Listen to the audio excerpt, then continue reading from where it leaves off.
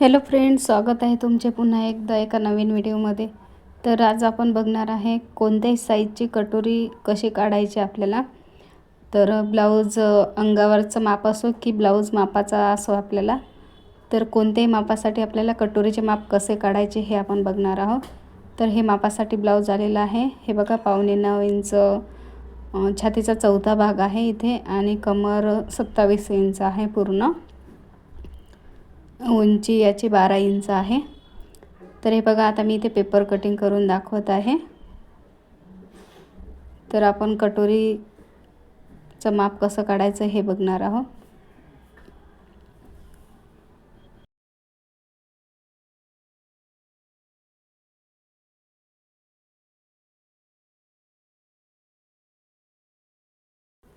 तर हे बघा, इथे मी एक पेपर घेतला आहे. तर सर्वात पहिले इथे उंचीचं माप टाकलं आहे 13 इंच, जे की 12 इंच तयार आहे. तर 13 इंच टाकले आहे. शोल्डर मी इथे 5.25 इंच घेतले आहे, कारण गळा डीप नेक आहे आणि त्यांचं शोल्डर जे आहे ते कमी आहे. आता इथे आर्महोल मी 5.5 इंच घेतले आहे. हे बघा, आणि छातीचा चौथा भाग इथे 9.25 इंच टाकला आहे आणि 1.5 इंच शिलाईसाठी. तर हा आपण समोरचा भाग पेपरवर कटिंग करत आहे. समोरच्या आर्महोलसाठी ते 1.25 इंचावर आर्महोलचा गोलाई शेप देऊन घेत आहे मी.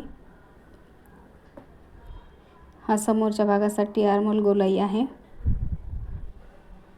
हे बघा, गळा रुंदी इथे मी 2.25 इंच घेतली आहे आणि समोरच्या गळ्याची लांबी इथे 6 इंच आहे, जे की 5.5 इंच तयार निघणार. 2.5 इंच खालच्या साईडला घेतले आहे मी गळ्या रुंदी आणि इथे गळ्याचा बॉक्स तयार करून घेतला आहे. हे बघा,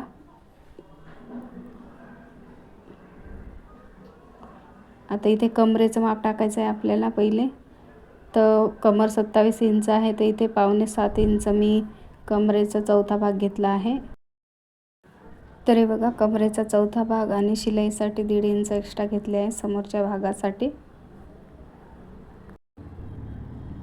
आता इथे आपल्याला क्रॉसपट्टीचं माप टाकून घ्यायचं आहे. तर हे बघा, फिटिंगच्या साईडला मी 2.5 इंच मार्किंग केले आहे आणि समोरच्या आयहुक पट्टीच्या साईडला इथे 3 इंच आणि 2.5 इंच असं मार्किंग केलं आहे. तर 2.5 इंचचं जे मार्किंग आहे तिथे आपल्याला सरळ लाईन ओढून घ्यायची आणि जे 3 इंचाचं मार्किंग आहे तिथे आपल्याला या पद्धतीने क्रॉसपट्टीचा शेप देऊन घ्यायचा आहे. आता आपल्याला कटोरीचं माप कसे काढायचे बघा. इथपर्यंत आता हे सर्वांना माहीत आहे. तर इथे बघा, जे आर्महोलचं साईड आहे तिथे आपल्याला 2.5 इंच घ्यायचं आहे. आर्महोलच्या साईडपासून 2.5 इंचावर मार्किंग करायचे आहे आणि फिटिंगच्या साईडपासून आपल्याला 4 इंचावर मार्किंग करायचे आहे. हे बघा, इथे 5 इंचाची कटोरी तयार आलेली आहे. आता हा त्यांचा मापाचा ब्लाऊज आहे, तर याचे सुद्धा 5 इंचच आहे कटोरी. हे बघा, तर या पद्धतीने तुम्ही कोणत्याही मापाची कटोरीचे माप काढू शकता. गळ्याच्या साईडला इथे 1 इंच वर न्यायचं आहे आपल्याला. कोणत्याही साईजचं ब्लाऊज असो, याच पद्धतीने कटोरीचे माप काढायचे आहे. एकदम व्यवस्थित कटोरी येणार आणि फिटिंगही छान होणार.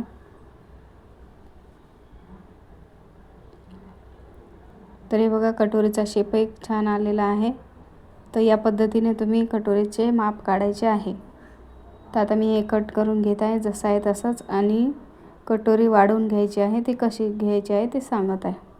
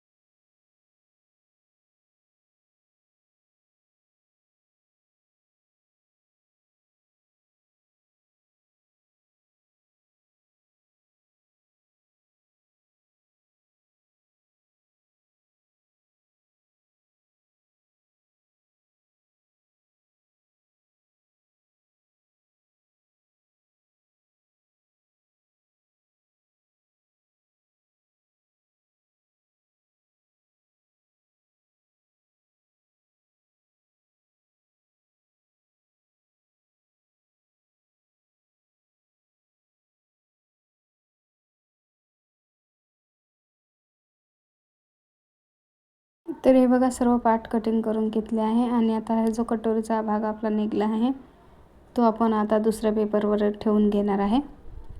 तर या पद्धतीने पहिले ठेवून घ्यायचा आहे आपल्याला आणि जसं आहे तसंच मार्किंग करून घ्यायचं आहे।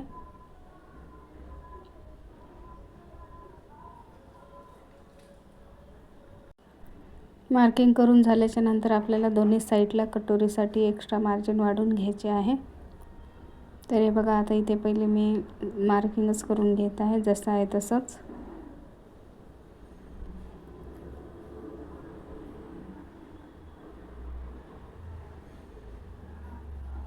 आता बघा आय हुकची साईड जी आहे तिथे आपल्याला 1 इंच वाढवून घ्यायचं आहे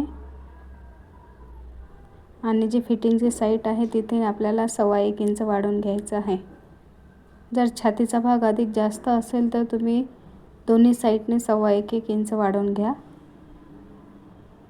आणि जर अधिक कमी असेल तर दोन्ही साईडने 1-1 इंच वाढवून घ्या। आता मधात सेंटर काढला आहे आणि सेंटरला खाली 1.25 इंचावर मार्किंग केलं आहे आणि हा कटोरीचा आपला शेप तयार करून घेतला आहे बघा। आता इथे दोन्ही साईडला आपल्याला 1.5 इंच वाढवून घ्यायचं आहे शिलाईसाठी फक्त। आता वरच्या बाजूला पण इथे शिलाईसाठी वाढवून घ्यायचं आहे 1.5 इंच आणि या पद्धतीने क्रॉसमध्ये आपल्याला शेप देऊन घ्यायचा आहे।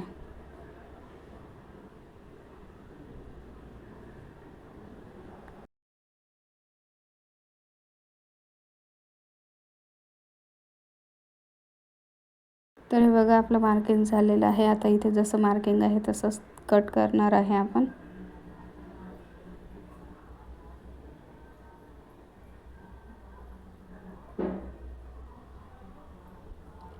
तर या पद्धतीने तुम्ही कोणत्याही मापाची कटोरी काढू शकता आणि वाढवून घेऊन एकदम छान कटोरी तयार करू शकता।